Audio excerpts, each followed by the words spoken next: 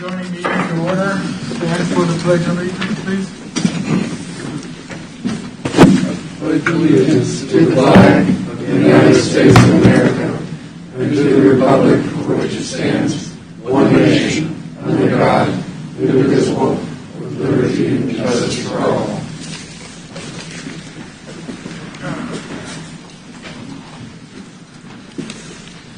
Roll call. John Matthews. Here. Terry Burkowski. Here. Mark Denny. Here. Alex Tomorrow. Here. Will Smith. Here. Rocky Hempel. Here. Ned Holloman. Here. Jeff Spink. Here. And I'm present, Steve Rosenthal. We have all 9 members present. Do I have a motion for the August minutes? Did you all receive a copy of it? So moved. Second. Made the motion and John seconded. Motion on the floor, second. Approve the August minutes as printed. Any additional discussion? Roll call vote. John Matthews. Yes. Terry Burkowski. Abstain. Mark Denny. Yes. Alex Tomorrow. Yes. Will Smith. Yes. Rocky Hempel. Yes. Ned Holloman. Yes. Jeff Spink. Yes. And I vote yes. Motion carries 8-1 abstain. Secretary's report. Good evening, Mr. Chairman and Commissioners. We have 2 cases on the consent agenda. We have 5 cases, on the regular agenda, and of course we have a Board of Zoning Appeals meeting after the Planning Commission meeting. We will need 7 members for the Board of Zoning. Sorry, it's been continued. I'm so sorry. It's been continued. That's what I thought we weren't there. Sorry, guys. So we do not have a Board of Zoning Appeals meeting. I do want to make you aware that we are ready to move forward with adoption of the comprehensive plan. So we are planning on an October 7th Planning Commission meeting in order to just give a special meeting for that. So hopefully that will work out for the majority of you, so we can go ahead and get that adopted before the end of the year. I will get that document sent out to you all here in about the next 10 to 14 days or so. It's pretty much ready to go, but a couple of little edits still needed to be made, but we are ready. That is all that I have for you this evening. Okay.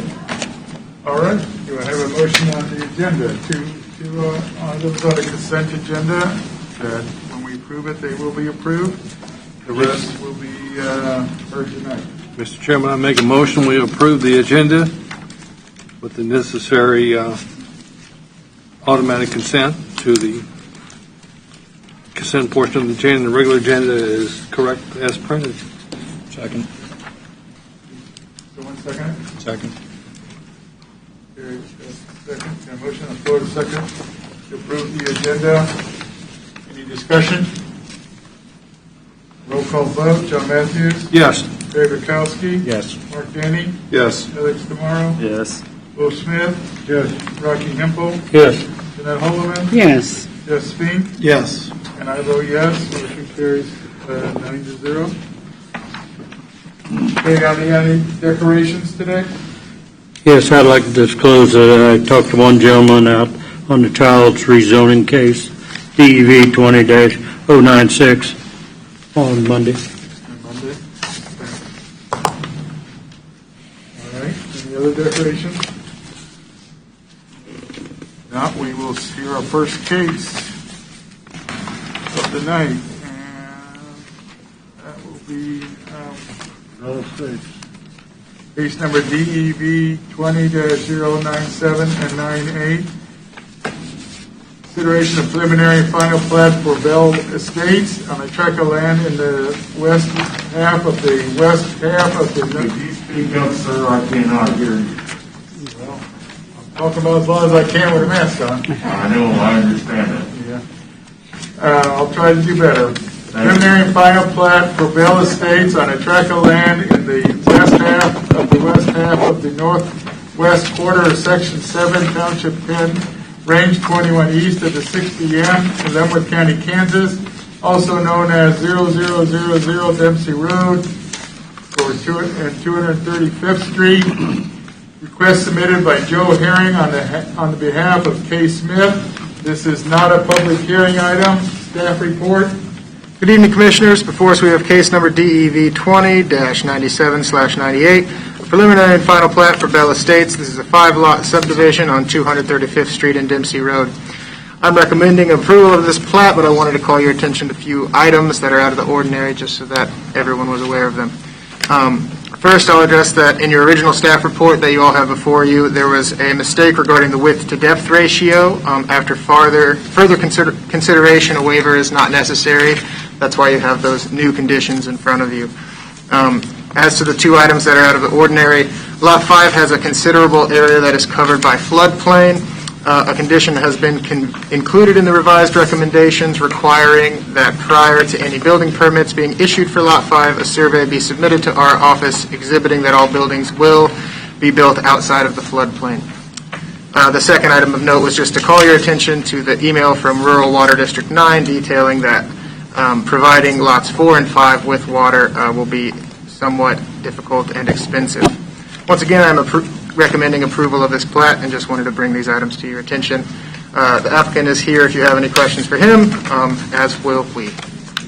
Okay, so the reason we're hearing it tonight instead of being on the consent agenda is those 3 items, right? Exactly. 2 Floodplain items. on Lot 5, the dimensions on the one lot that didn't meet the requirements, and was the water district. Yep. Okay, and they have to have water brought to them before they can build on it, is that correct? Yep. It will be at the cost of the landowner, and it is possible. It just Rural Water District made note in that email. You can see that there's an exhibit actually in your packet if you saw that shows how they propose doing so. Okay. Any questions of staff?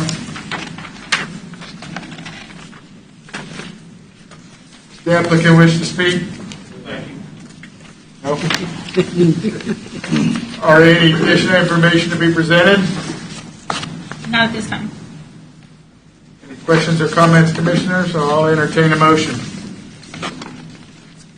Mr. Chairman, I move that the proposed preliminary and final plat as outlined in case DEV 20-097-098 be approved, that the findings as set forth in the staff report as adopted by the Planning Commission and substantiated by facts, testimony, and evidence presented be adopted by this board, and that the conditions set forth in staff report be made of this preliminary and final plat.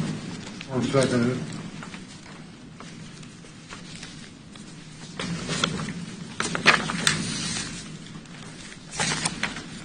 Okay, we have a motion and a second to approve case number DEV 20-097 and 98, the preliminary and final plats for Bell Estates. Is there any further discussion? I do have a question. Under staff recommendation is number 5. It says the applicant shall work with the water district, emergency management, and the fire district regarding the requirements for fire hydrants. What are the requirements for fire hydrants? Yes, so that is a standard condition. As we've spoken about previously, fire hydrants need a certain, they have to have a certain size line and a certain amount of pressure in order to be installed. In the past, the county would require fire hydrants to be installed on all plats. However, oftentimes those hydrants were not able to be installed, so we were making conditions which could not be adhered to. So it is up to the applicant to work with, like I said, the fire district and emergency management to install fire hydrants if fire hydrants can be installed. If the fire department requires them and says you have to update the line, then they'll have to update the line. However, because we don't have any control over rural water districts, we can't impose a condition that we can't enforce. Okay. So is it just kind of here, piece by piece basis, basically, whoever decides they can get water or not? It depends. So if we're talking about a subdivision that, that's more than 3 or 4 or 5 lots, like a 20-lot subdivision or something, then depending upon where it is, we are going to say if the fire district requires fire hydrants to be installed, then it absolutely has to be done. However, these are 5-acre subdivisions, or 5-acre lots. There's 5 of them. This is not a dense subdivision.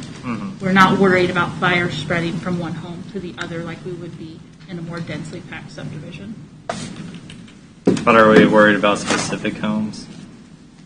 I'm just wondering if there's going to be, because you said it's kind of upon the basis of what the water company wants to do. It sounds like. A lot of it has to do with whether or not the water district can provide the water for fire hydrants. Yes. Okay.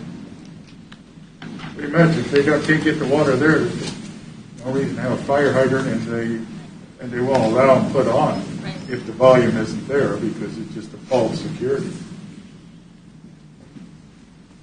We went through this with water districts and fire departments extensively. We had a meeting with all of them. Remember that, don't you, Mark? With all of them, and there's no way we can enforce that. So, they have the water, and we can enforce it, and the line volume big enough to support it. We can enforce it, but if they don't, the water districts will not approve the line for it. So. Does there come a point where we say enough houses is enough until water lines are updated, built bigger, or is that even a question? It hasn't happened yet, and I don't think the commissioners will do that anyway. I don't believe so. It's never been in the past where we had anything but do the best we can. Do the best we can. All right. There are, Commissioner DeMoro, there are some communities who essentially they enact, we would call them growth rings, and you have to develop within that ring because that's where services are available before you, and all of within that ring has to be developed before the ring gets pushed out. When that ring gets pushed out, that means that services are also pushed out. Leavenworth County, there has not been a desire by the Board of County Commissioners to institute these sorts of rings.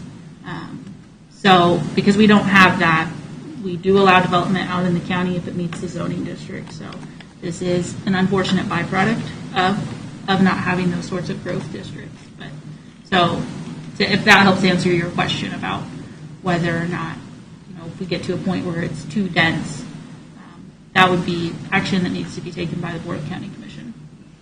Okay. Okay. Any other discussion on this motion? Have a roll call vote. John Matthews. Yes. Terry Bukowski. Yes.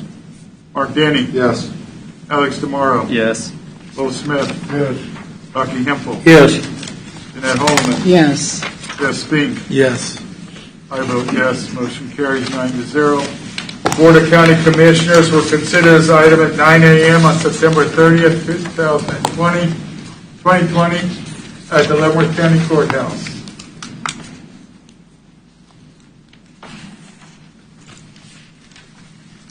Okay, case number DEV 20-086. Consideration application for a special use permit for a dog kennel on a tract of land located on a tract 1 of Gower subdivision, a subdivision of Leavenworth County, also known as 24795 Logan Road. Request submitted by Laura Helton and Ed Gower. Hope I pronounced that right. This does require a public hearing. Public comment is limited to 3 minutes per person. Staff report. First, we have case number DEV 20-86, special use permit renewal for Yager Little Bullies Kennel. The special use permit has been in operation since 2015, and since that time has had no complaints with our office. Staff completed a site visit on August 11th, 2020. The property was clean and no kennel-related materials were visible from the road. Decibel reading was taken while the dogs were barking in the kennel. The level came back at 41 decibels. The ambient decibels in the area were 39, so insignificant noise level from very near to the building. Within the kennel, there were a number of dogs, under 20 fully grown and 4 puppies. The kennel was well maintained within the conditions set out for them in Resolution 2015-39. Since their previous special use permit, the applicants have made improvements to increase the sound dampening capabilities of their facilities. They are requesting that their previous limit on the number of dogs under the age of 6 months be increased. The current condition creates difficulty in planning for the applicants. as litter sizes are often unknown prior to birth. Furthermore, limiting the number of dogs under 6 months is not typically how our office seems to have regulated kennels in the past. After reviewing similar cases, it seems we usually regulate kennels based on number of litters rather than number of puppies. Other than the increase in the number of allowed puppies in the conditions and an extension of the renewal to 10 years, the conditions from 2015 remain the same. Applicants are here if you have any questions, and we will answer them as well. Any questions of staff? Can you put the requirements on the screen, please? Upon opening the public comment portion of this hearing, those of you who wish to speak either for or against this item upon recognition will give your name and address each time you get to speak. This is necessary since the public hearing is being recorded. Will the applicant please come forward?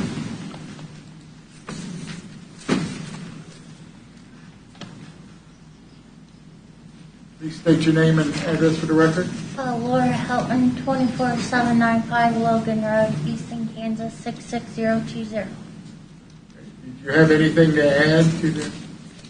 No. No? Up on the screen there are the requirements. Have you reviewed all those, and are you okay with all of them? Yes. Okay. Any questions of the applicant? Thank you, ma'am. Thank you. We will now hear from individuals present wishing to speak in favor of this request, Now hear from individuals in opposition to this request. In opposition. Is there any additional information to be presented? No, sir. The public comment portion of this hearing is now closed. Are there any questions or comments, commissioners? I have one question, Mr. Commissioner. Jared, on number 3, what was it before the current regulation that they're under, the SUP? I believe it was 10 puppies. Is that correct? 10 puppies. 10 puppies, and how many adults? 20. Same number of adults. We but just had it as 10 puppies, and you're changing it to 10 litters. 10 litters, yeah. So because the adult limit is the same, I imagine that'll function to sort of serve as a ceiling. So, we're not going to end up with an outrageous number of dogs there. Okay. Thank you. Any other questions or comments? I'll entertain a motion.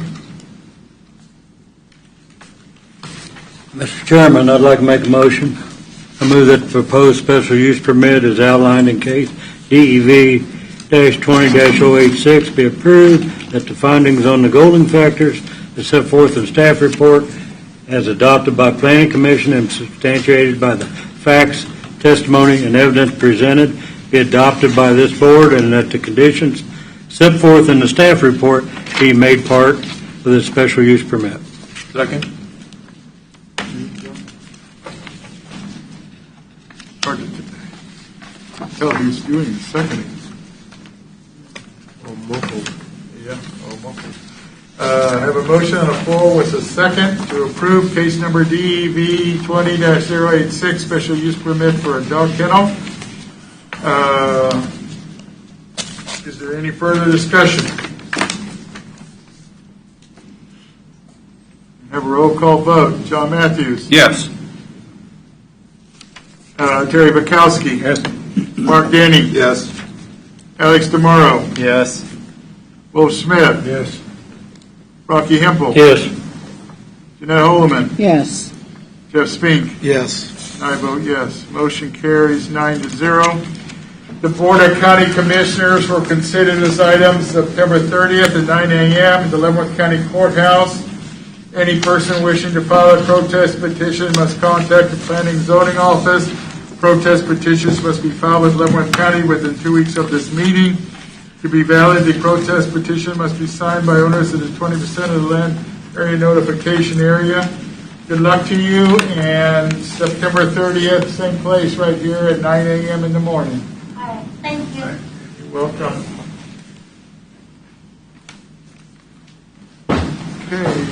Okay. Case number DEV 20-095, consideration of application for a special use permit for an auto repair shop on Lot 22, Westbrook Subdivision Phase 1, a subdivision in Leavenworth County, Kansas, also known as 20326 168th Street. Request submitted by Dennis Scott. Requires a public hearing. The public comment portion is limited to 3 minutes per person. Staff report. Good evening, Mr. Chairman and Commissioners. This is case number DEV-20-095. It is special use permit request for Scott Racing Engines. Mr. Scott builds small engines for things like go-karts. The vast majority of his business is done via mail. He has customers from all over the United States who request him to build and repair their go-kart engines. All of his activities take place out of the shop that is on the property. Noise is not an issue. Customers are not an issue. He does receive daily deliveries from UPS, but that's not any different than anybody else. He has a daily pickup in order to put the engines out to be shipped. He has been operating there for some years without a special use permit. I believe that Mr. Scott was under the impression that he had a special use permit. There was a previous permit there for a different business. However, as soon as Mr. Scott was made aware that he needed to come in and get a special use permit, he did. This is not an impact to the neighbors. In fact, most neighbors did not even know he was there. We actually found out that he operated a business there just kind of on accident when there was another special use permit request in that very same neighborhood recently. Staff is supportive of this request, recommends approval subject to 2 conditions. I believe Mr. Scott is here and will answer any questions you may have as well. Any questions of staff? I've got one. Why are you limiting the hours of business from 9 a.m. to 5 p.m. Monday through Saturday?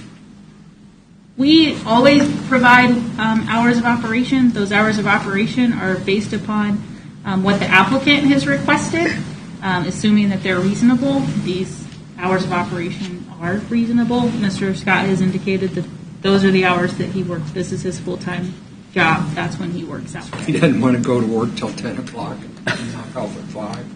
Well, that's Mr. Scott's business. Okay, great. Oh, I want to get a job like that. Were you retired? Were you? Yeah, there you go. Actually, that is my hours. You got 24 hours off. I got that 3 o'clock nap thrown in. Any other questions or comments of staff? Upon opening the public comment portion of this hearing, those of you who wish to speak either for or against this item upon recognition will give your name and address each time you begin to speak. This is necessary since the public hearing is being recorded. Will the applicant please come forward? Can you put the conditions up again?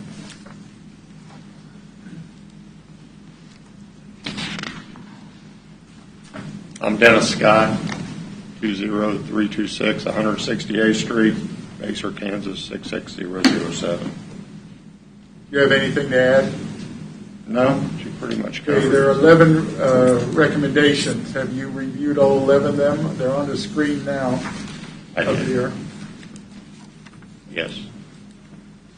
And the hours was questioned. You're okay with that because you put it on the list? I mean, I go up sometimes. I offer that.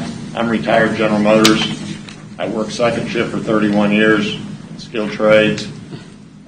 10 o'clock is great for me.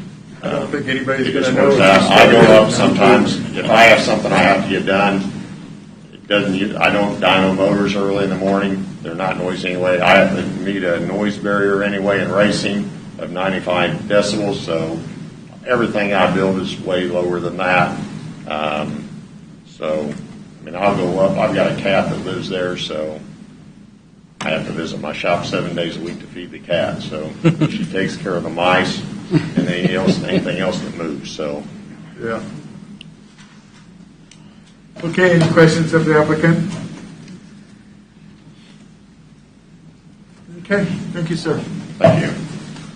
We will now hear from individuals present wishing to speak in favor of this request. In favor?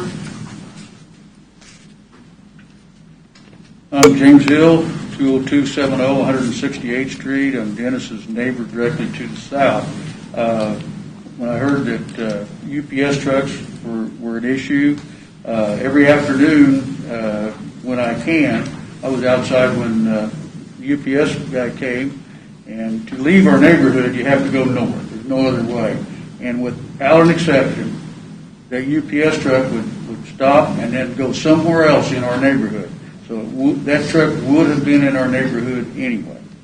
So that's all I have. Thank you. Okay. Anyone else wishing to speak in favor?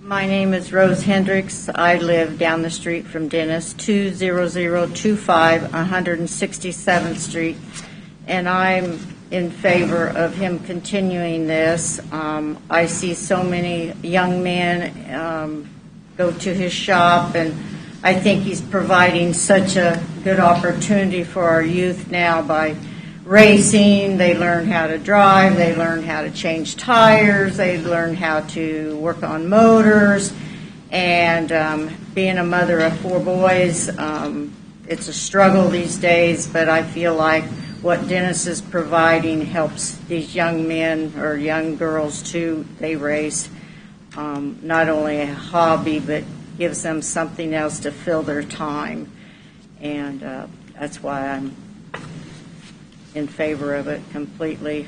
Besides being in the neighborhood for all these years, he's never had a problem with anybody either. So that's what I have to say. Thank you, ma'am. Anyone else wishing to speak in favor of this request? In favor? Anyone present wishing to speak in opposition to this request? In opposition? Any additional information to be presented? Oh, there is one called in. I'm sorry. Oh, one call in? Yep. Okay. Meant to ask.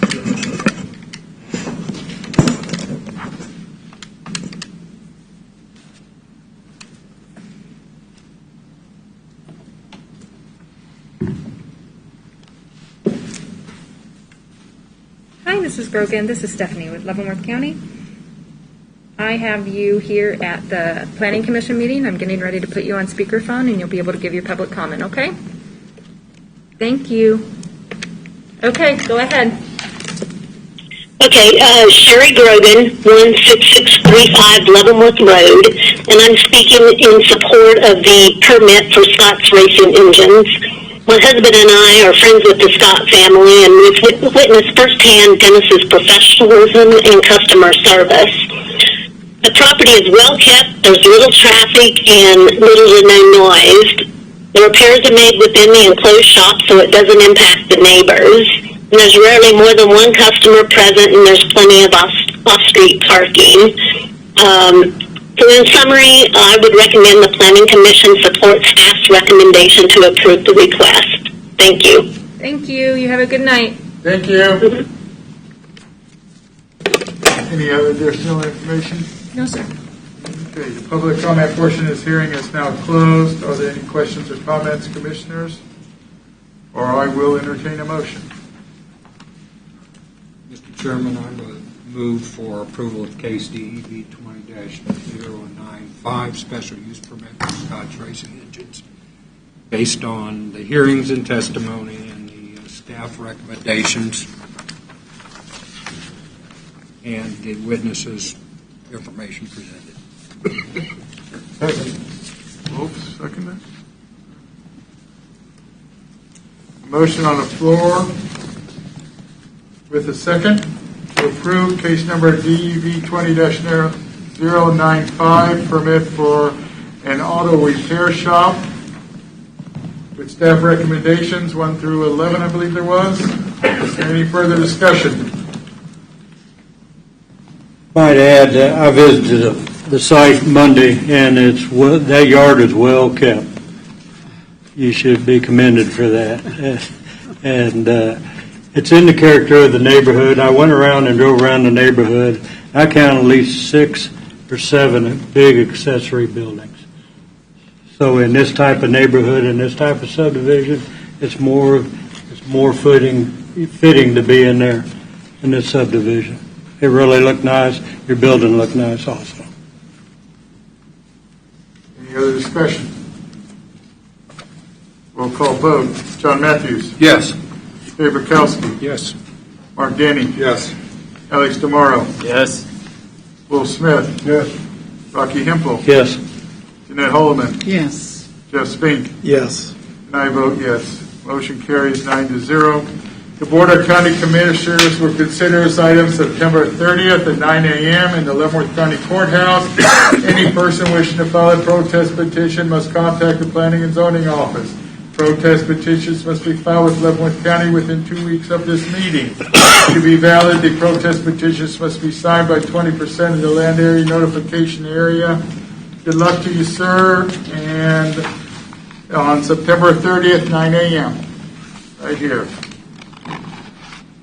And we will continue on.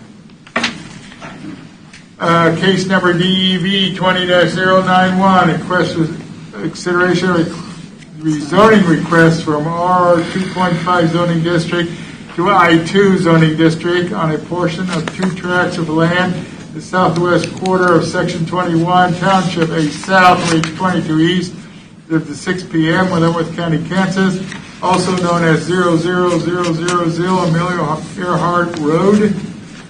Request submitted by Joe Herring does require a public hearing. Public comment limited to 3 minutes per person. Staff report. Mr. Chairman, this is case number DEV-20-091. This is a request to rezone a parcel of land from the rural residential 2.5 zoning district to the I-2 zoning district.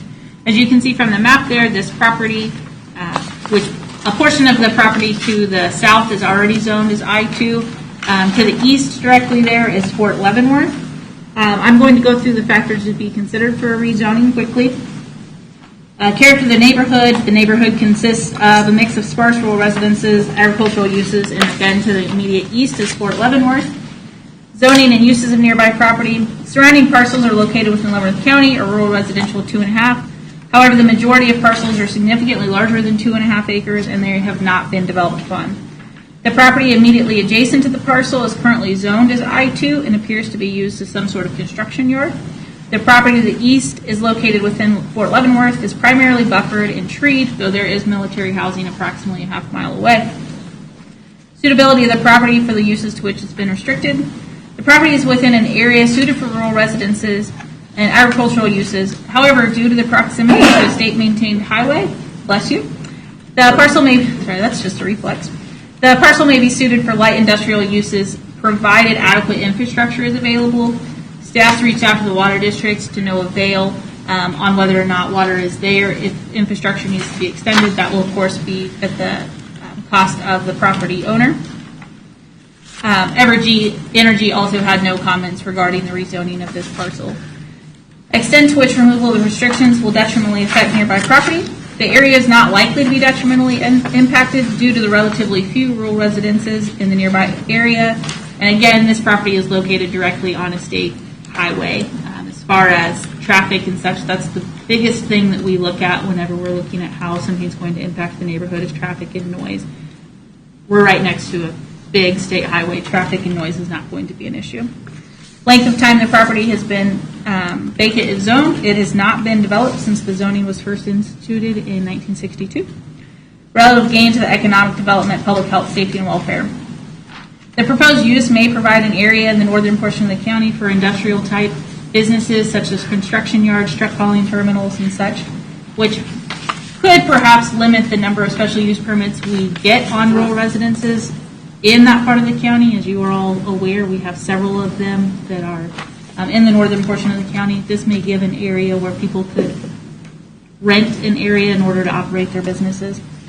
Conformance to the comprehensive plan. The future land use map indicates this area is rural residential. It does not conform to the comprehensive plan. However, the zoning district directly adjacent to it is already I-2. Staff recommendation is for the approval of this rezoning request. Mr. Herring is here and will answer any questions you have, as will I. Any questions of staff? This is just simply a consolidation to light industry in that area, right? So if any, I know it says an approved site plan and building permits will be required for all developments. So anything I-2 would come through and be looked at. Mm-hmm. Yep. So if it's an allowed use, something comes through as an allowed use, that can be approved at the staff level. assuming a site plan is submitted, traffic study and such, and all of that meets our regulations and meets the policies and such with the Public Works Department and planning and zoning, they can be approved at the staff level. There are some items which still require a special use permit, so those would come before you, but allowed uses that meet all of the rules would not need to come before you. But they still have to submit a site plan. Correct, It's yes. approved, they just couldn't build anything they want to. in any- Would that be all through the new comprehensive plan? Well, sorry. Possibly? Well, I'm confused by your Like question. anything, any rules or regulations or? Well, no, the rules and regulations are already in our zoning and subdivision regulations. We also, for certain types of uses, would require a traffic study. The state may require a traffic study in order to make sure that there's, appropriate sight distance and that the road is obviously built to be able to handle significant traffic, but depending upon the use, there may need to be improvements that are made. So those sorts of things would be handled, again, at the staff level. Okay. Any other questions? Upon opening the public comment portion of this hearing, those of you who wish to speak either for or against this item upon recognition will give your name and address each time you begin to speak. This is necessary since the public hearing is being recorded. Will the applicant please come forward?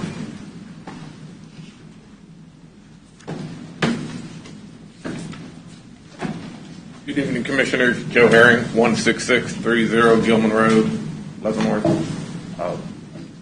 Staff handled that very well. Here to answer any questions if you have any. Have anything to add? No. Anybody have any questions? Thank you. Thank you. We will now hear from individuals present wishing to speak in favor of this request. Anyone here wishing to speak in favor of this request? You'll now hear from individuals in opposition to this request. Anyone here wishing to speak in opposition to this request? Is there any additional information to be presented? No, sir. The public comment for this hearing is now closed. Are there any questions or comments, Commissioners? Or I will entertain a motion.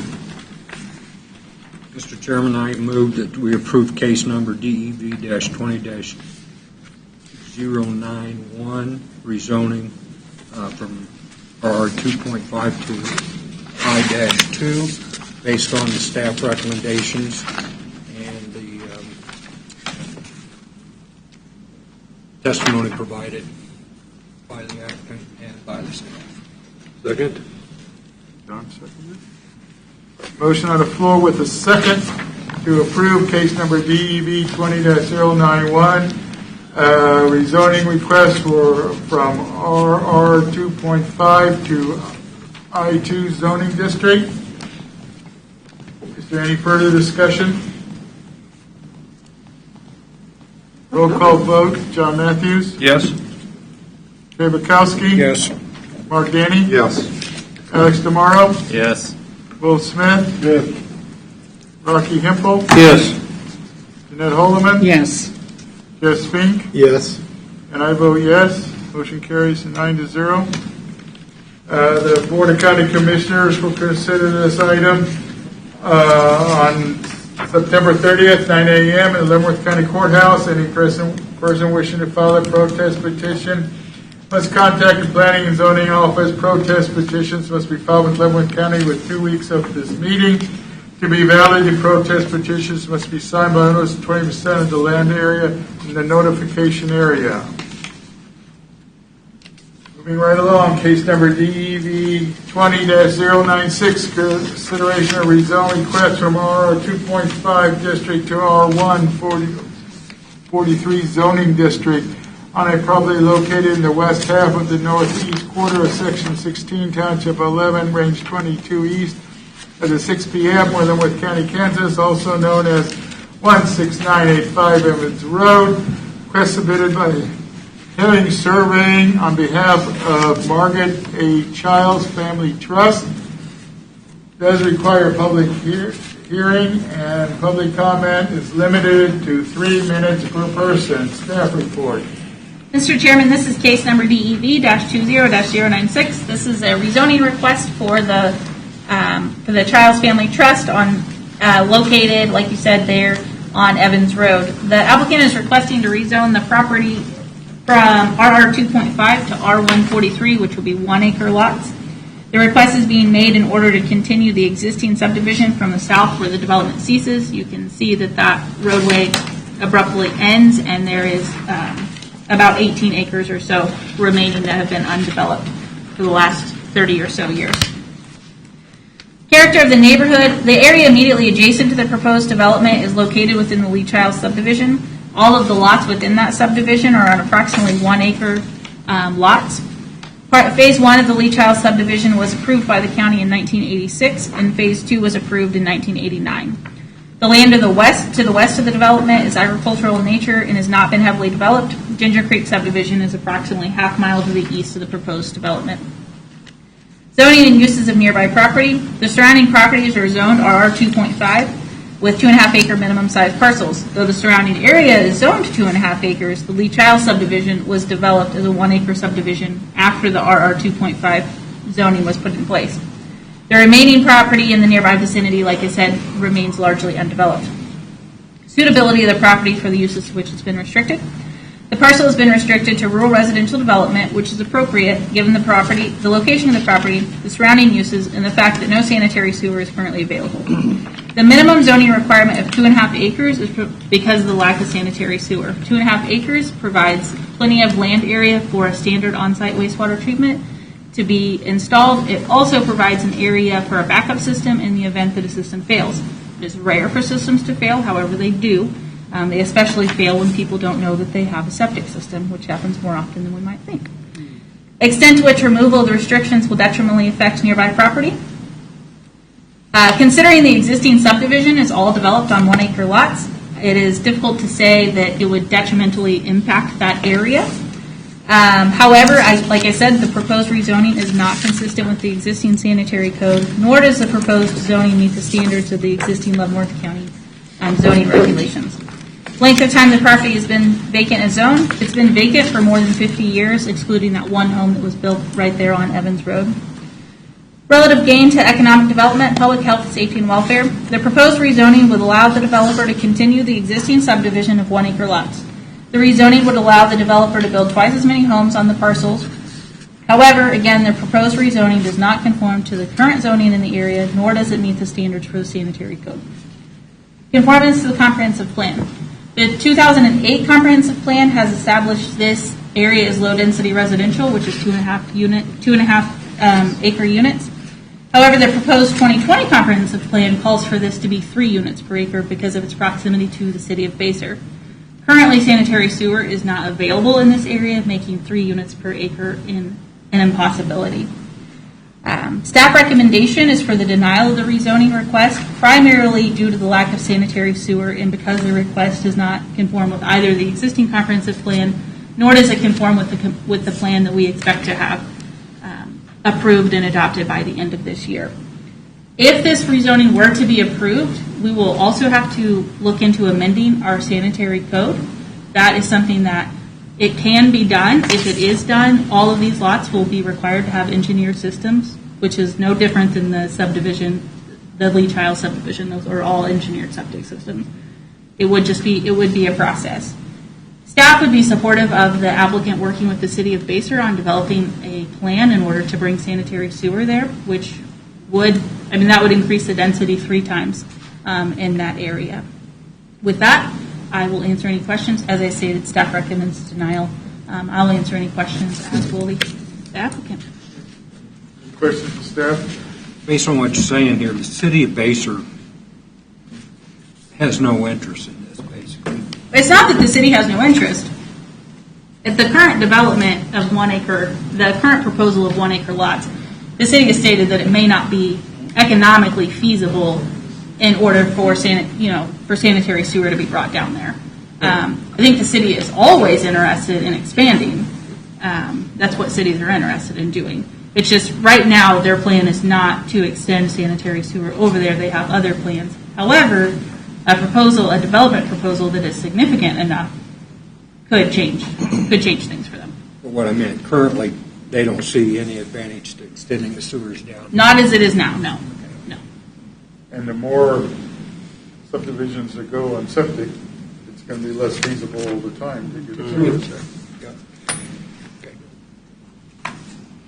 Any other questions of staff before we proceed? I'd like to ask staff, if that's the case, as far as the sewer conditions, they will, if the city of Basehor isn't planning on being there, would there be an advantage to require this request to have engineered systems? Well, that will be a requirement. If it doesn't go on sanitary sewer, and this rezoning were to go through, like I said, and then the sanitary code were to be amended, a requirement would be engineered systems. There's no ifs, ands, or buts about that.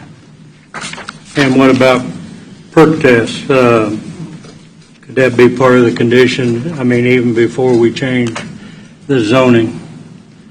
So typically the way that we handle any sort of development is it is up to the property owner to be able to prove to the county planning department that a septic system can be installed on the property. Typically, a perk test would maybe take place. However, typically when we're talking about engineered systems, it's all designed by an engineer. The county takes a fairly hands-off approach on that. They may still do a perk test, but we put the liability in the property owner's hands. It would be up to the engineer to do a perk test. Okay. It isn't the county engineer that designs it, it's No. a separate engineer No, it's a that designs the system. private engineer. Mr. Rosenthal, a minute ago you just said something along the lines of the more development, basically the more development there is, the less interest the county may have because there's, The cities would have. the cities would have less interest because of the, Well, there's less chance of hookups. so More with, lands to develop on, more lots to develop on septic systems, there's the less use for a sewer system. So if a property does want to develop into small lots and they have to go against buy a lot of properties that have already septic systems in, those people don't need it. So there's going to be, it's harder every time a development comes by with that is only on septics. Develop into city subdivisions on sewers. Is that correct? Am I stating that correctly? Yeah, so generally that's true. That obviously in order for sanitary sewer to be economically feasible, you need lots of people to hook into it because it's very expensive to expand. Now, that being said, like I said, the city of Basehor has indicated that they don't currently have plans to head that way. They have something else in the works, which was provided in your packet. Yep. They are open to proposals, certainly. They are not opposed to this request either. Staff, like I said, recommends denial simply because of the sanitary issue. In other words, if demand was there for sewers, they'd bring them. Right. so would this be like any benefit to, because we talked in the past with working with cities and you guys have said they're not really interested. Would stuff like this be a good time to come together and? Well, I spoke with officials at the city of Basehor numerous times on this development on this proposed rezoning over the last couple of months. So that email that was provided in your packet was kind of the culmination of those conversations. Is Basehor still, I know in the past Basehor has had a problem or issue with sewage, having enough capacity as Basehor was growing. Is that still an issue with them? I'm unaware of whether or not that's probably back when they did have lagoon service, and they updated their system several years ago. Yeah. Although this new proposal here, without being an engineer, I'm going to say it's about 2 miles outside their city limits. Yeah. And so that would be an awful long sewer It's line. ever going to get there. Right. Yeah. Got it. From what I talked to the mayor one time, he told me that he's more than willing to extend sewers if they can. They have the capacity to do that. That's what he told me, so. I think- That's been a couple of years ago, though. I think the problem is, though, that the many families that are around there on the 1 acre lots are not going to be interested in changing to sewer. But not after they've got it, You no. know, they've got their Have the septic sewer system in systems, and then pay to have. and it's probably about $20,000 to $30,000 each to fix them up, to attach them. I don't think there'd be a great deal of interest in doing that. No, I'm sure there wouldn't. They really don't have anything else to offer. Not after they put in an engineered septic in. Right. Would they want to go to sewer? That's the problem. Yeah. That's why it's hard for cities to get beyond the point if you've got a lot of Yes. subdivisions on septic in between where they can go, because those people do not. They don't want to. Right, and don't want it. No. I don't know if this question can be even asked, but can the city, if they do ever annex that in, force sewers upon them? You're asking a lawyer to give you a yes or no answer? Well, I do have another question. Mr. DeMorrow, that's a very valid question. I'm sorry. I like Generally, I think those properties would be protected under the grandfathering clause, and until such time as any of the engineered systems failed, I think an effort by the city to force them to connect would be unsuccessful. So, another question, I don't know if it can be asked. For tax purposes, for the county specifically, would it be any beneficial to let them have more houses? Can this be asked? Well, I would suggest, I'm not a tax expert, my mathematics skills are rather limited, but if you increase the number of houses there, you will increase the tax revenue from the area, as well as revenue to the school district with which it would be in the township and any other taxing entity. One thing you have to consider with tax revenue is what's going to cost the city to have those houses. The taxes may not pay for the services those citizens receive. And so then you got a money losing situation. For a city or the county? Well, if it gets annexed to a city, it would be the city losing the money. Well, at the same time, the same rule applies. If the county cannot collect enough tax to warrant paying for all the services those county people get, it would be a money-losing situation. If that occurs. I've heard for years, and guys, Mark, you've been here as long as I have, and John's been about as long, we've always heard that, and let's just take roads, that the amount of taxes that goes to road and bridge does not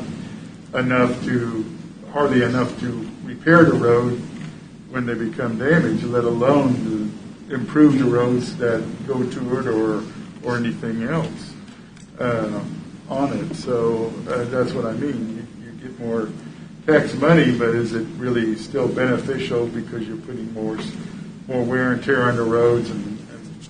But Well, go ahead. I don't know what the county accounts look like, but your county accounts, they'd be in the negative. So I mean, that's impossible.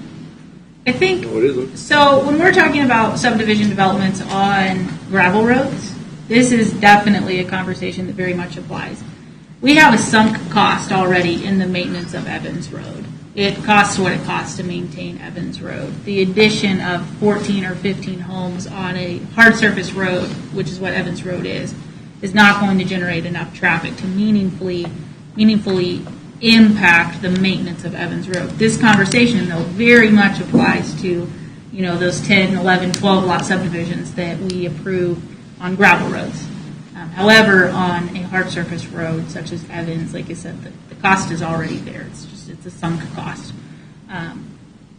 So just to keep that in mind. Again, I think the sanitary sewer, the fact that it doesn't meet the sanitary code is the bigger issue here. Oh, that's the main issue. And whether or not we want to open Pandora's box. I was just using the road as an example. Sure, sure. Of one. I mean, the sewers would be the same in every other. Mr. Chairman, could I ask staff a question? Sure. Saying the nearest base or main trunk for their sewer system is 2 miles away? I believe it's a mile away. A mile? A mile. I just talked about city limits. Yeah.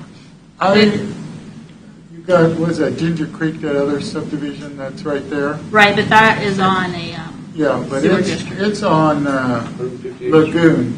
Right, it's on a sewer district, but that is. Yeah, but they, I thought that was going to come in within the next year going to the city. The city's going to have to take that over. There have been talks of. Those discussions have been going on for several years. Yeah. The anticipation was the city of Basehor would submit a plan. I'm not aware of that plan having been submitted. KDHE will eventually require the decommissioning of that lagoon when it is practical to connect to a water treatment system such as the city of Basehor's. As to when that will occur, I cannot offer, although it's been going on for several years. But when that does, then it'll be a half mile away. Maybe a little more. Yeah, maybe a little more. I'm not exactly sure where that line would go, but Ginger Creek, I believe, would have to head north in order to connect in. So with the extra things that you'd have to go through KDHE and everything with to go bump them down to 1, is there a cost-effective motive for the county to do that? Basically, what the it's cost. staff time. Say what? It's staff time. I mean, we have an environmental technician on staff, and it's something that he would work with the state on amending the sanitary code with. So. But would the cost of dealing with all that possibly surpass over X amount of years going from that many more houses? I don't think so.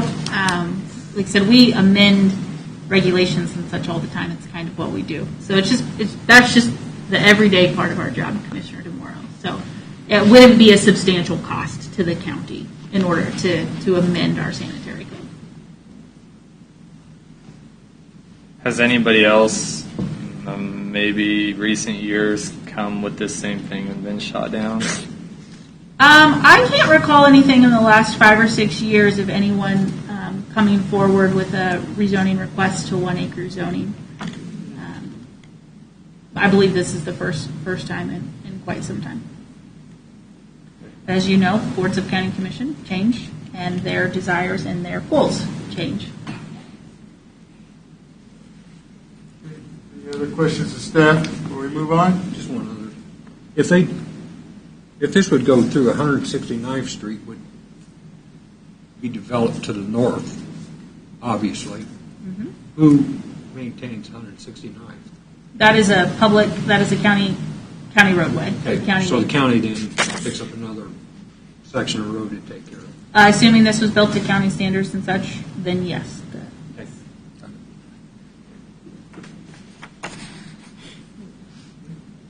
Anything else?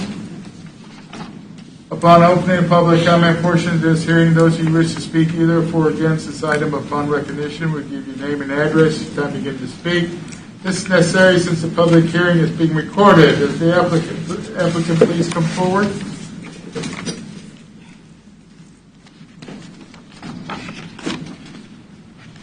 Hello again. Joe Herring Surveying, 315 North 5th Street, Leavenworth, Kansas. Appreciate you giving us a chance to talk about this. As you can see by the map, the Lee Child 1 and 2 was all done with 1 acre. And it was planned for the future for that road to go through and connect. You can tell that by the 169th Street, it dead ends. It's not cul-de-saced out like it was an ending street. It's just, it's just dead end right there. And I don't know why it never went through, but the family maintained that property and kept it in their ownership until time to sell. The developer did go to the city in a sit-down meeting with Gene Miracle and Mark Lee and asked him if they would run sewer there because he said he would build a high-density subdivision there, and they said it is not in their interest to run it there. And like staff said, Ginger Creek is a sewer district. which is the closest one, and a trunk line is the farthest away, is at least a mile. So, that leaves them with the 1 acre option to match, the existing subdivision. And with respect to the people that are here, I assume most of them are on 1 acre in that subdivision and appreciate their community the way it is. And 11 homes will change it a little. It'll really change the west side of this subdivision by getting a through street to approximately 5 or 6 homes that will have additional traffic going north past their house. But the through street will also relieve a lot of pressure off the East Road, which is a single access point that is for about 46 homes, which we've had discussions up here at the board level, Planning Commission and the Board of County Commissioners, how many homes is too many on a single access? It becomes a safety issue. We've had those conversations very recently with a subdivision down on 158th Street.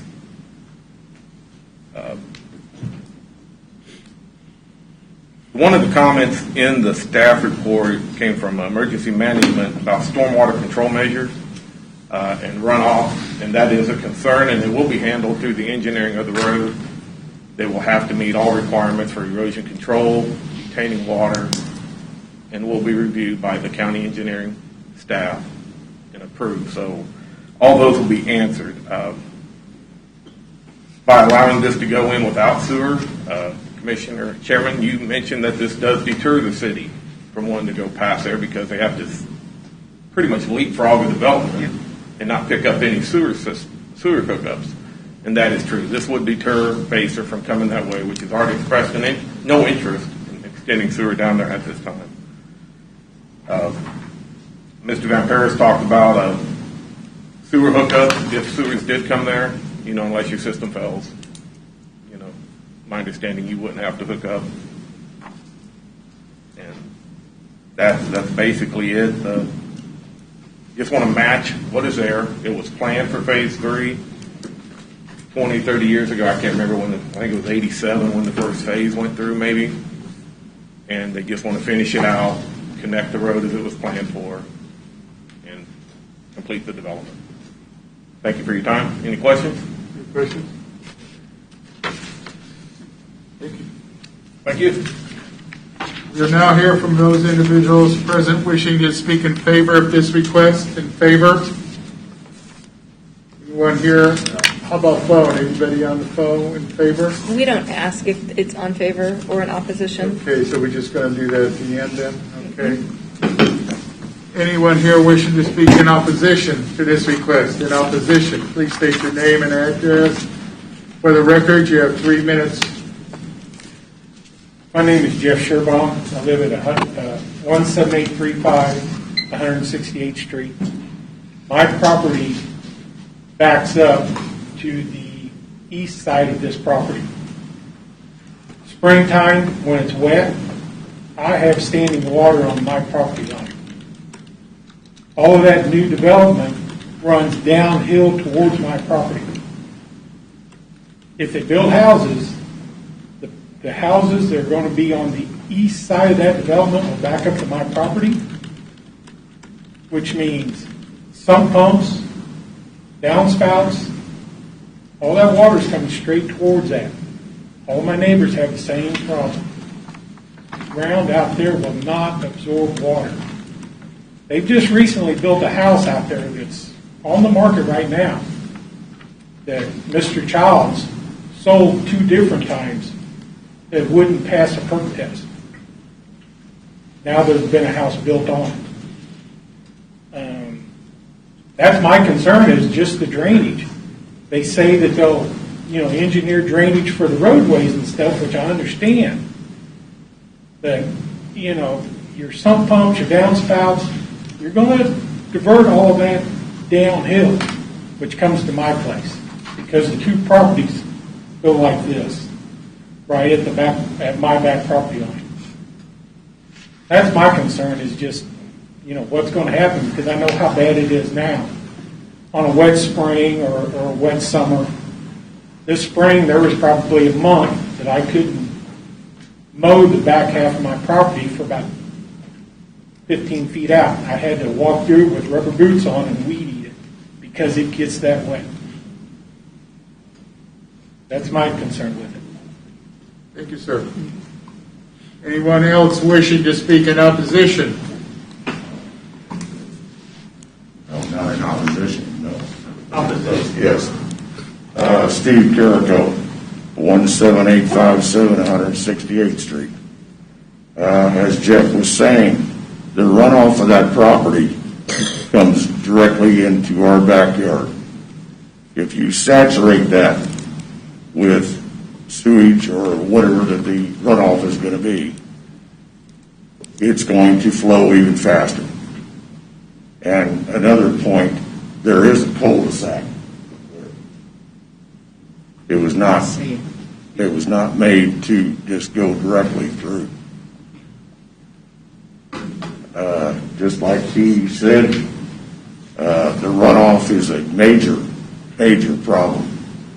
And if you saturate the excuse me, if you saturate the soil, it's going to be even worse. That's what I was saying. Where are you guys located on that map? About on 168th Street, it would be the 1, 2, 3, 14. Yeah, the 14, 15.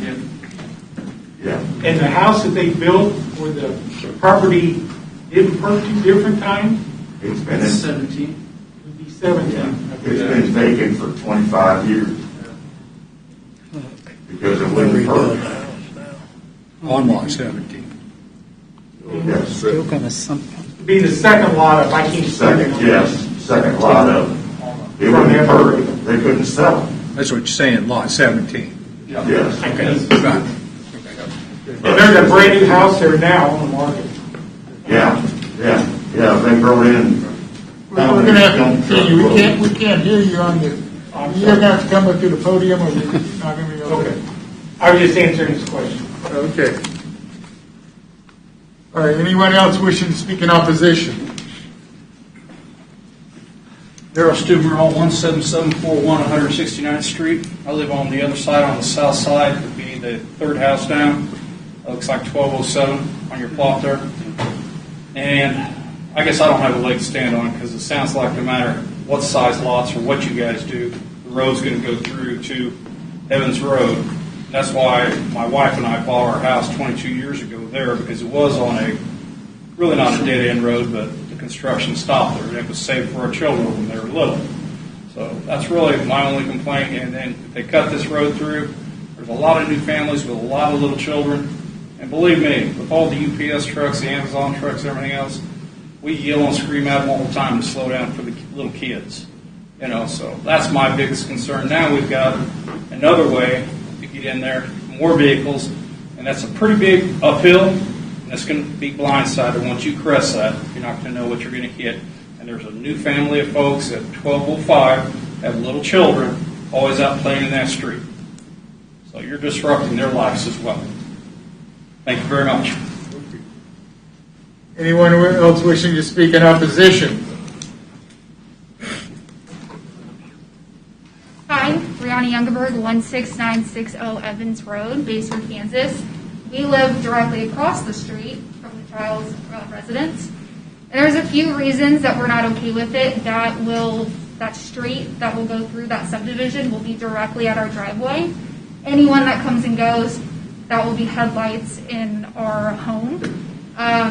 Evans Road's already overpopulated. We have wrecks at the intersection down the street all the time. A girl got killed a couple years ago. We don't need more people coming through, especially months and months of construction. And in a time of COVID where everyone's home and now kids are virtual learning, they especially don't need that. All of the distraction and the loud noises. I grew up in construction, so I know how it goes. And it's just, we're not okay with it, and we don't support it. And yeah, so thanks. Thank you, ma'am. Anyone else wishing to speak in opposition? Want to start on the phone call? Oh, good. I also live at 16960 Evans Road, across the street. The big concern is we really don't have any idea. Can you state your name? Oh, Leslie Gasson, I'm sorry. Any idea of the plans, how this is going to be set up, where the in and out are going to go. We've been there almost 20 years. There was just the one subdivision. There was nothing with all these people coming in, buying these homes with children. Nobody ever brought up that there was going to be another phase the whole time. We enjoy all the neighbors. Everybody enjoys being there, especially, like she said, with the COVID, you're spending a lot of time at home now with your family, the kids, and with the traffic on there, all that, like I said, is unknown for me. Where's everything going to go, you know? And when Mr. Childs lived over there, I knew who he was. We knew him. He was a nice gentleman. But all the time he was there, he never finished the second part. So apparently to him, it wasn't no big deal, didn't need it. He enjoyed the quiet just like everybody else did. So we don't want it. We don't want the traffic. And like I said, I don't want the headlights hitting my house every time somebody decides to come and go out of there. So, yeah. Thank you. Owen? Yep. Anybody else? Anybody else left here? Hmm. The first one's here. Well, Okay. we'll be back later. The applicant already spoke.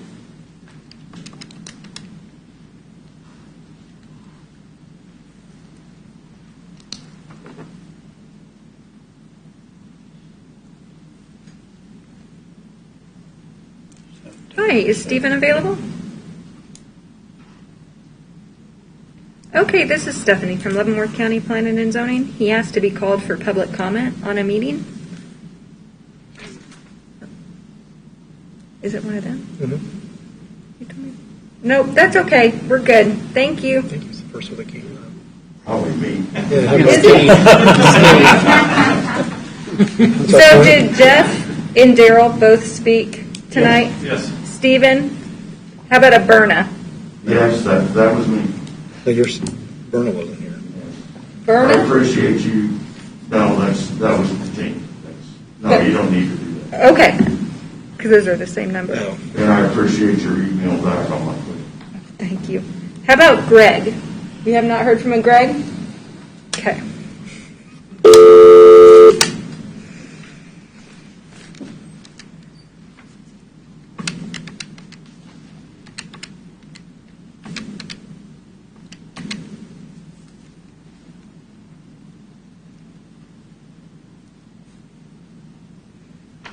Hi, Greg. This is Stephanie at Leavenworth County Planning and Zoning.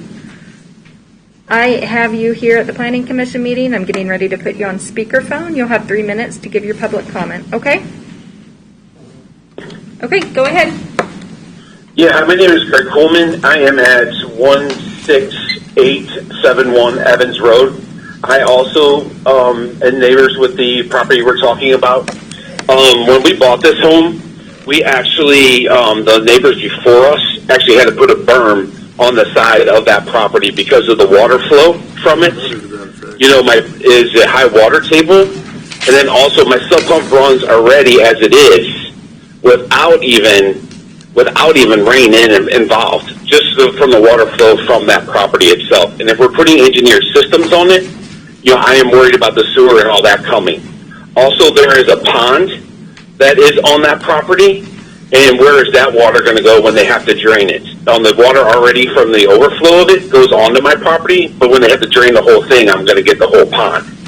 I am also worried about the congestion on Evans Road. You know, pretty soon we're going to have to, if we start adding all these homes, we're going to have to add turn lanes, street lights, police, and also I feel the wear and tear on the street itself is also going to have to be fixed after the construction is done. I said I also think the noise and distraction of the construction, with everyone now remote learning, and our kids will be a distraction to their schooling of what they're doing right now. I have also had friends that have actually looked into this property and wanted to divide it into 2 different properties, but they were told no because the road frontage was not enough to support the splitting of this property. So again, I did move from a subdivision over here, and I moved over here for the peace and quiet and the tranquility of it. I do enjoy, on the weekends, the Harleys, the side-by-sides, all that going by. And I feel like, they're driving through the countryside. And if we start adding all these fields to homes, I don't feel like that'll go away. Also, like I said, I do appreciate your time. And again, please vote no for this. Thank you. Thank you.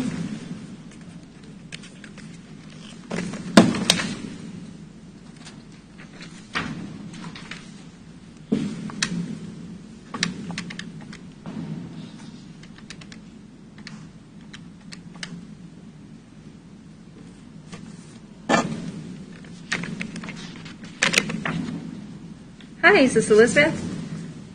This is Stephanie at Leavenworth County Planning and Zoning. I have you at the Planning Commission meeting. I'm getting ready to put you on speakerphone, and you'll have 3 minutes to give your public comment, okay? Thank you. Go ahead. Hi there, my name is Elizabeth Novogradic. My family and I live at 17235 Evans. We own 120 acres directly adjacent west of this property. We connect more property than any other individual in the neighborhood. I can't agree more with everything that has been said for anyone that has spoke up in opposition. All the reasons that I would have said before this, everyone has already mentioned on my behalf, not even knowing what I would have said. My main concern is the traffic. We love being out here in the country. We enjoy the quiet. We don't want additional noise. I do feel sorry for the neighbors that would have to move because they don't want that additional traffic. I've talked to several neighbors that said if something like this goes through, that they would potentially move.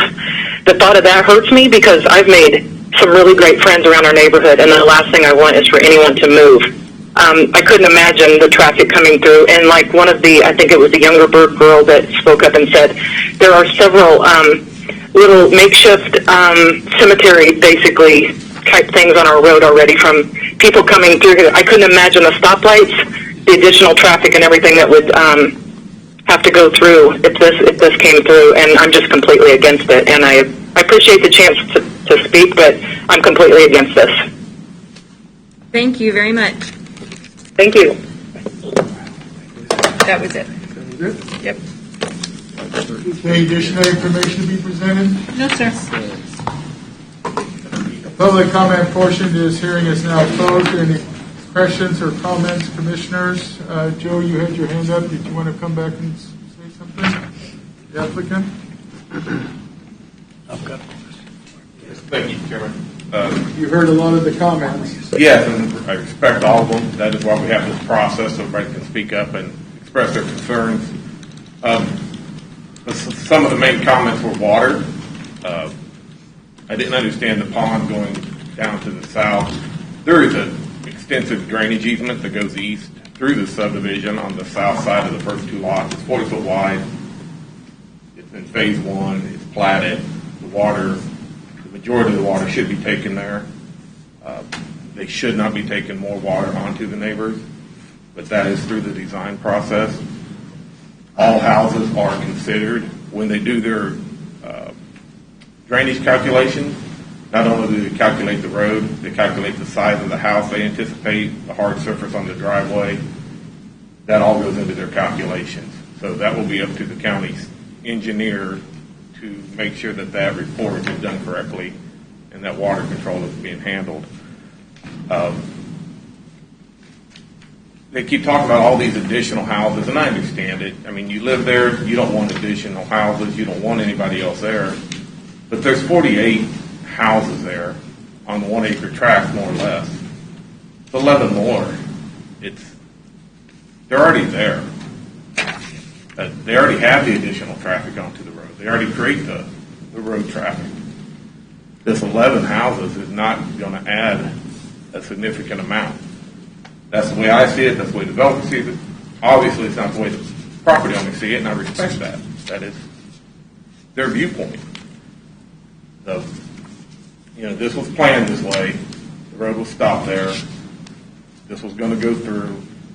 There is a safety concern with 48 homes, 44 homes on one entrance that needs to be considered here. And relieve some of that pressure off the road on the east and let it go off on the west. Mr. Herring, this rezone exhibit here?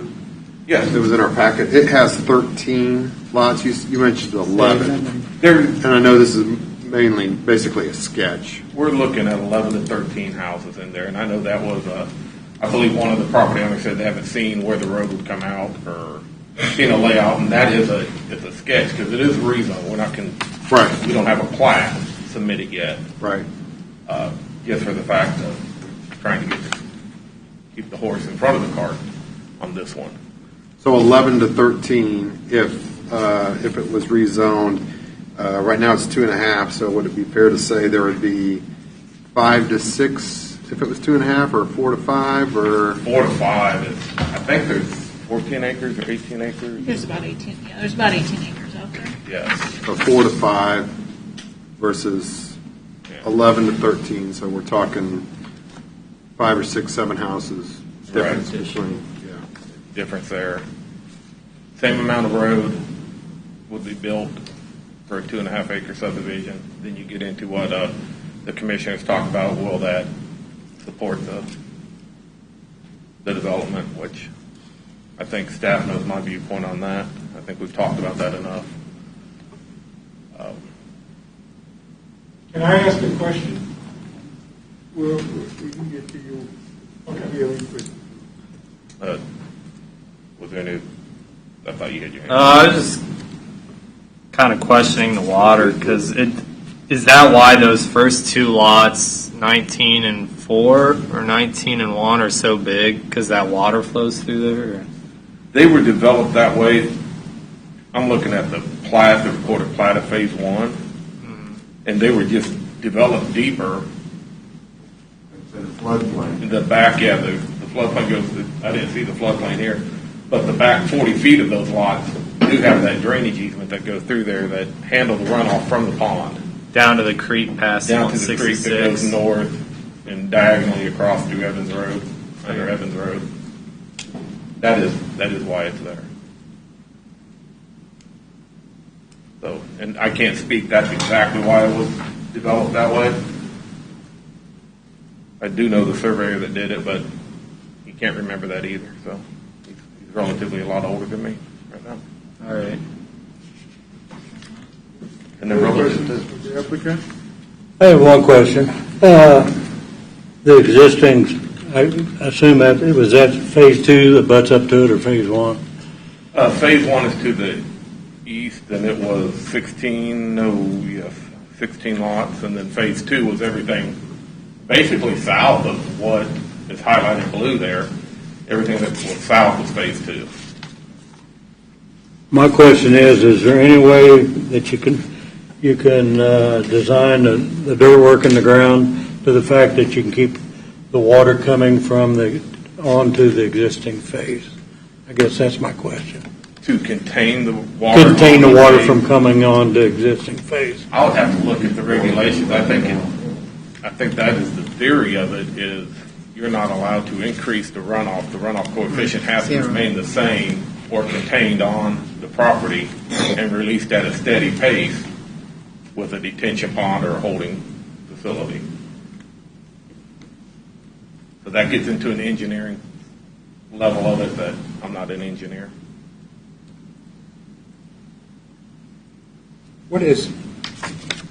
There's no contour lines on here, so I can't tell which way the water does drain on this. What is the direction of the drainage? I believe it goes, some goes northeast and then some does travel south off the field. We haven't gotten that far into the planning side of it yet. As I see that as, obviously that's a major issue. You either got to put a big swale down there to get that water going away. As I said, lot 7. Right, most of your plats with interior roads end up with some sort of detention structure to stop the runoff or control the runoff. You're never going to stop all the water, but already, according to the neighbors, and they would know that they have a water issue out there already. That's, I understand they're going to have, you got to control it on the road, but the backside of these lots, that back up to these folks' homes, how's that going to be controlled? The engineer is supposed to calculate how much runoff will be caused by the number of rooftops, the size, the driveways, and be able to match that runoff. And that would be between the engineer on the project and the county engineer reviewing it to make sure that's handled. Yeah, Commissioners, that is something that is standard in every single plating process that we go through, that drainage reports are provided. As Mr. Herring stated, you have to maintain the amount of drainage so that it does not drain onto neighboring properties. I believe that is by state statute. You cannot impact the drainage on your neighbor's property by the activity on your own property, which is why we have engineers who are far more qualified than either Mr. Herring or myself to make those determinations on how drainage and grading and such needs to be handled to contain the water or ensure that the water is not flowing onto neighboring property at a faster rate or greater rate than is currently existing. Okay, so from what you said, if there's an issue right now, the issue continues. Sorry, say it again? If there is an issue with drainage now, it will continue. Not necessarily. If it could potentially be remedied, what I'm saying is through the engineering process and the planning process and the development process, it cannot be made worse than what it is now. However, as engineers look at it, there may be a solution in order to decrease the amount of drainage that is currently existing. We know that water runs downhill, though. It's obviously always looking to meet up with new water.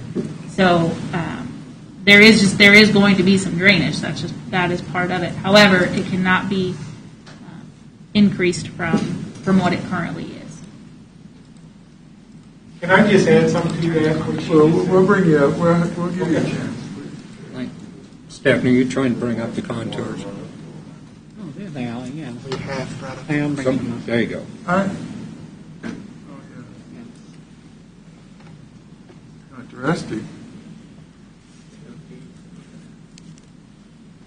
So with that map there with those contours there, you can see that on parcel 21, to the west of this development is the high point, the ridge.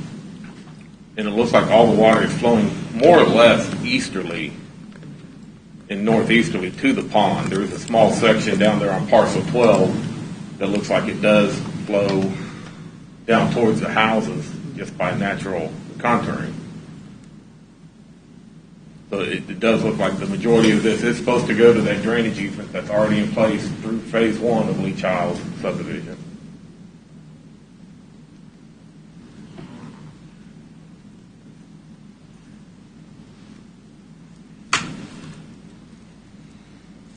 David, we've been talking a lot about a subdivision, but this is a rezoning, right? And that's all we should be considering if the zoning is correct for the area. Isn't that correct?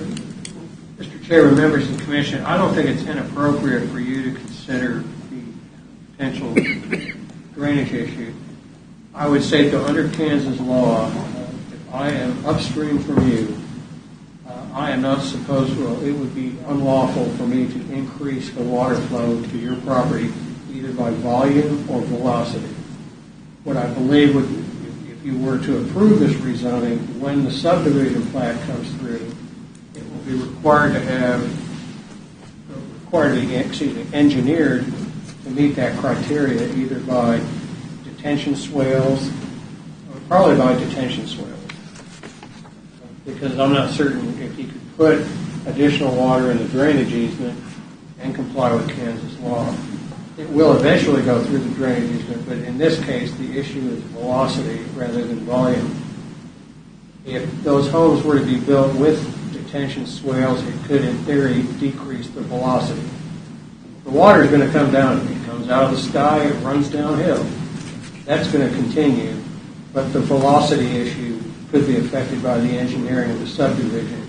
And current county regulations require that any subdivision meet that engineering standard.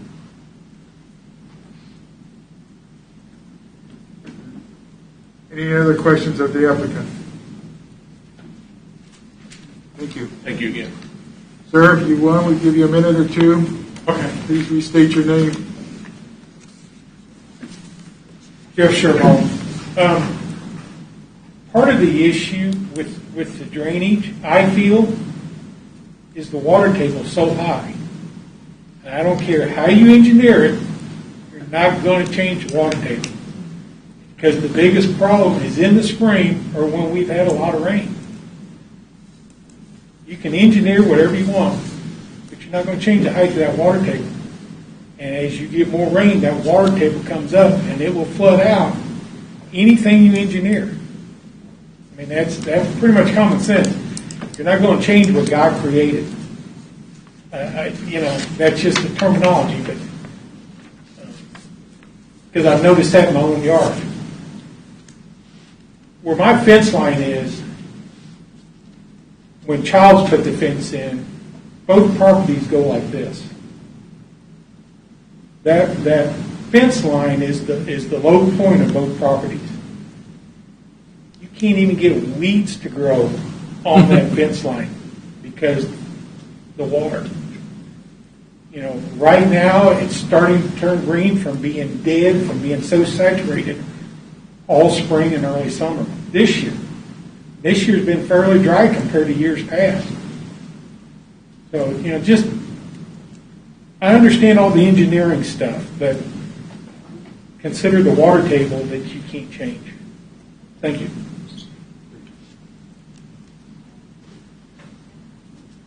One quick, and we're going to cut off the public comment. Hi, Brianna Youngenberg. A couple of things. Just to go off Joe's point on the traffic and the interest of the subdivision, it's not trafficked at all. Even though there's 40 plus homes or however many homes are in that subdivision, it's not highly trafficked, and the exit to that doesn't hit a house like ours would hit directly at our home. Their exit does not, it hits land. On top of that, a neighbor wanted me to ask, you're saying 11 to 13 homes, and I know we're talking about rezoning and not a subdivision, but we've talked to the developer and he told us 14 homes. So we feel like we're not getting clear transparency for what's actually going on.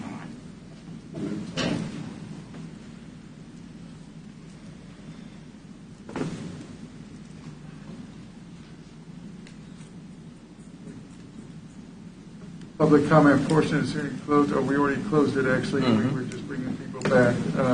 Any more comments or questions, commissioners? We'll all entertain a motion.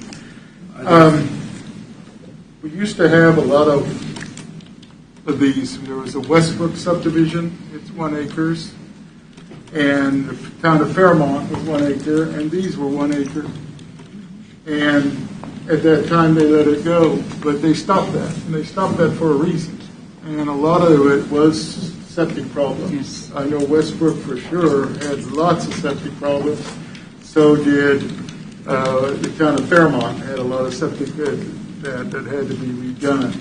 And even though that they could do that at that time and they were approved, they stopped that zoning and they stopped it for a reason out in the country with septics. And that is one big reason.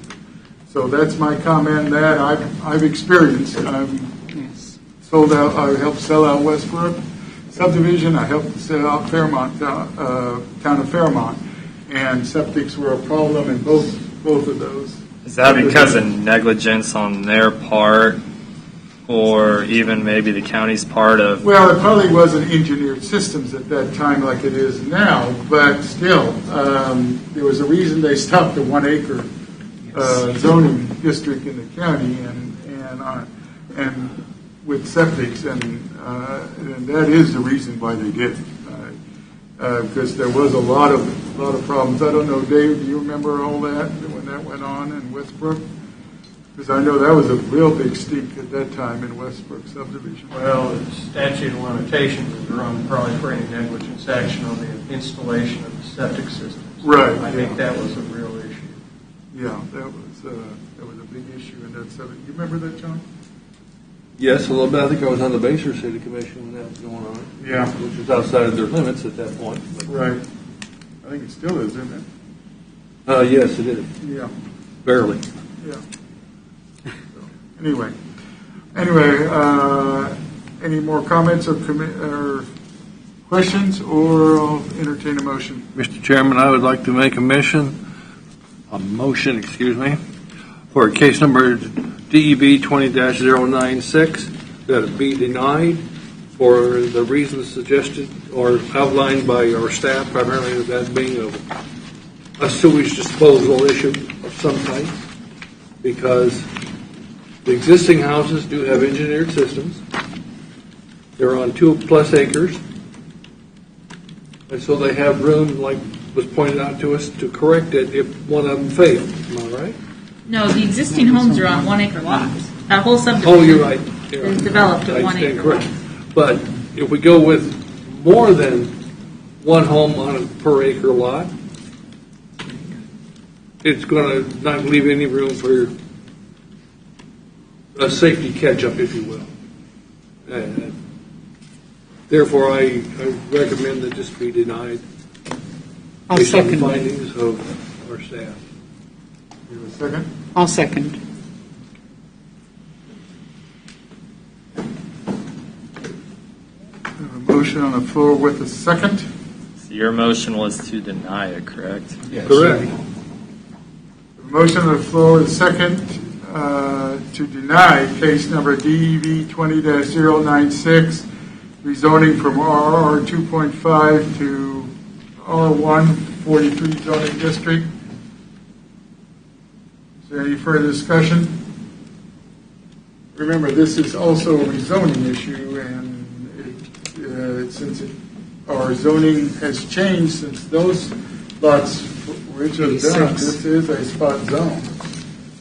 You say, well, they connect. Well, you can't do those anymore in the county. You open up a can of worms when you start spot zoning. And all the other land around it could be go the same way, so. Is that a case-by-case basis, or does that open it up?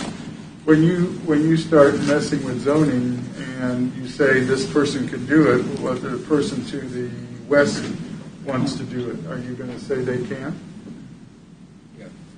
The only thing I would say to that, though, is if that's the case and that's our position, then we should never, ever allow for anybody to come in and request for a zone change. Because it's by definition against the... Well, we had one earlier. We had one earlier from our 2.5 to... Right. So why wasn't that... I do, but it was in an area where it was right next to it, and... Well, this is right next to it. Well, next to that, but those aren't... Well, but those aren't granted anymore. You can't do you can do an I-1 or I-2, whatever it was, but you can't do a 1 in our county. We don't have that in our regulations. Correct? We have R1 zoning in our regulations, yes. That's what they're But asking. it's only the ones that are there, right? Existing? Well, we have existing zoning for R1, so, I mean, they can apply for R1 43 zoning. Yes, so. I just have a problem with saying everything is spot zoning and we don't allow spot zoning, rezone, and so then we're, to me, if we're sending out that message is you can never come in and apply. Well, you can only apply for the zoning that you're in. Right. And that's all that you should be able to apply for. Well, then you wouldn't be applying. I guess maybe I'm missing something. Well, if your comprehensive plan says this is going to be 2.5 acre zoning or whatever. Right. And you change it all the time, why? What good is a comprehensive plan? Yeah, what good is a comprehensive plan? You say, well, this guy wants 1 acre, so yeah, we're going to give it to you. So then we just tell people, don't bother, don't waste your time in applying. That's all I'm saying. I tend to agree with you, Mark. Don't apply unless you meet I the agree. zoning in the district. But earlier we just said, who are we to tell people what they can and can't do? That's what we're here for. Right. Correct. Yeah, that's what we're here for. Yeah. Great. And 2.5 is the regulations at this time. So I was a little surprised to see that in here. I understand that we want to give everyone a voice, but that's not necessarily in the best interest of like our chairman is saying, if you start doing it here and you do a little bit over there and someone else comes in and wants something else done, I mean, it doesn't look consistent and it's not really fair. But that's why there should be a consistency, and I think I've spoken about this in many of meetings. We need to be consistent with everybody. Yes, you do. I have mentioned consistency many of times. Yes, you have. And I've said, we allow one person to do this and tell them they need to have light poles and they need to have fire hydrants, they need to have sidewalks, and the next time this person doesn't have to do it. Or this person doesn't have to have this and they have to have this. So there needs to be a consistency found, whether it's right now or after this, because it's not right to everybody. I agree. Everybody should be treated the same. And I don't see where you can tell people, hey, your property is zoned accordingly to this and this in the 2020 comprehensive plan, so by golly, that's what you're going to do with it no matter what. It's not quite the same, because today that land is considered to be a 2.5. Correct. On a new comprehensive plan, it stays the same. So we're not changing it. Until the The sewer new comes. comprehensive plan is not RR 2.5. The new comprehensive three plan houses has, on 1 acre. yes, the city of Base are picking it up. Yeah, right. Well, that's Basically, sewers. So, they could wait and have They could. way more many houses on there. I guess And that's. Yeah, they could. Yeah, they could. take that number If the times 3. comprehensive plan goes through as it's stated, they could, right? So if we want to wait for the comprehensive plan, you're going to multiply that number significantly. Okay. We still got a motion on the floor to deny. Is there any further discussion?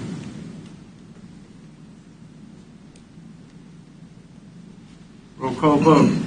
John Matthews. Yes to deny. Terry Bukowski. Yes to deny. Mark Danny. I have mixed feelings on this. I will vote yes to deny, and only because of the sewage situation and our current regulations in regards to septic systems on 1 acre lots. So that is the only reason. Alex DeMauro. I want to vote no to not deny this, because everything else around it obviously is one, for the most part. It's going to fit the criteria. It's a few more houses, and for the county's benefit, those extra 4 or 5 houses would be nice to have. Wolf Smith. I'm going to vote yes to deny, because I think the water table issue is caused by all these septic tanks. Adds to it all the time. Rocky Hempel. I'm going to vote no, and my reasoning is I want to see the contours, and I want to see the preliminary and the final plat, and I want to see if they can solve the water problem and the sewer problem. Jeanette Holman. I vote yes to deny. Josephine. No to deny. No. No. And your reason to vote no? The same as Rockies. And I'll vote yes to deny. So 4, 5, 6 to 3 to deny. The Board of County Commissioners will consider this item on September 30th, 9 a.m. in the Leavenworth County Courthouse. Any person wish to file a protest petition must contact the Planning and Zoning Office. Protest petitions must be filed with Leavenworth County within 2 weeks of this meeting. To be valid, the protest petitions must be signed by owners of 20% of the land area notification area. Anybody who wants to have a voice on this needs to be on here or on the phone on September 30th. If you're for or against it. Anything else? No, sir. We adjourn.